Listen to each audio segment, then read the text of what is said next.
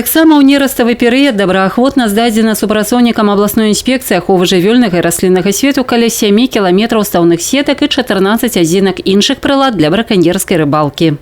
До 20 числа июня месяца продолжается нерестовый запрет на ловлю сома. Сом нерестится при прогреве температуры воды свыше 18 градусов. И, скажем так, он завершает нерестовый период в наших водоемах. За незаконную добычу сома полагается, скажем так, штраф в размере 18 базовых величин за одну особь. Раков в нашем водоеме добывать уже можно. Не более 2 килограмм в сутки на одного рыболова-любителя. Запрещено добывать краснокнижного широкопалого рака и также добывать узкопалого рака, а именно самок, имеющих при себе личинки.